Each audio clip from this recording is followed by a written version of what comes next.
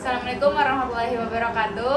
Saya Ayu Hibah dari kelas 22 MA 2. Saya Putri Melinda dari 22 MA 2. Saya Zanur Zapwa dari 22 AP 2 Kami akan mempresentasikan tentang fungsi linear dalam penerapan teori ekonomi mikro. Ini dia sub pembahasan yang akan dibahas dari presentasi, yaitu yang pertama fungsi permintaan, yang kedua fungsi penawaran, yang ketiga keseimbangan pasar, dan yang keempat pengaruh pajak dan subsidi. Yang pertama fungsi permintaan.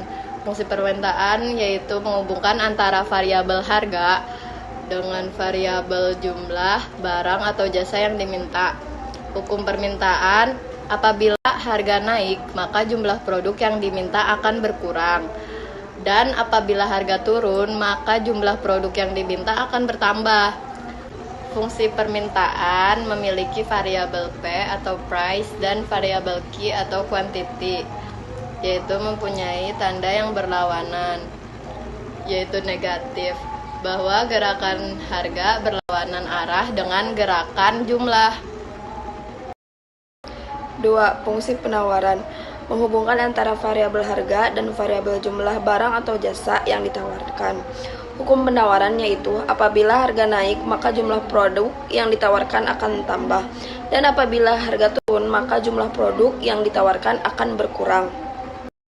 Fungsi penawaran mempunyai hubungan antara variabel P, price, dan variabel Q, quantity atau jumlah, mempunyai tanda yang sama, yaitu sama-sama positif. Ini artinya gerakan harga sama gerakan jumlah searah. Berikut contoh kurva fungsi penawaran dan kurva fungsi permintaan. Yang ketiga ada keseimbangan pasar. Pasar suatu macam barang dikatakan berada dalam keseimbangan atau equilibrium apabila jumlah barang yang ditawarkan sama dengan jumlah yang diminta. Secara matematik, hal ini ditunjukkan adanya perpotongan antara QD dan QS. Pada posisi keseimbangan pasar ini, equilibrium pas atau PE, dan adanya equilibrium dan ada yang namanya PE, yaitu harga keseimbangan, dan QE artinya jumlah keseimbangan. Ada titik yang namanya E, itu yang disebut equilibrium atau titik keseimbangan pasar. Dan ada yang namanya supply, yaitu atau QD, jumlah permintaan. Ada yang namanya demand, artinya jumlah penawaran. Pengaruh pajak dan subsidi. Pengaruh pajak terhadap keseimbangan pasar menyebabkan adanya harga turun atau naik. Ketika harga naik, jumlah permintaan pasti akan turun.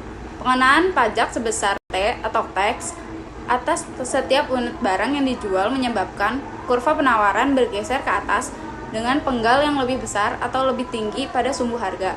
Jika sebelum pajak persamaan penawarannya P sama dengan A plus B Q, maka sesudah pajak akan menjadi P sama dengan A plus B Q plus T sama dengan dalam kurung A plus T dalam kurung plus BQ.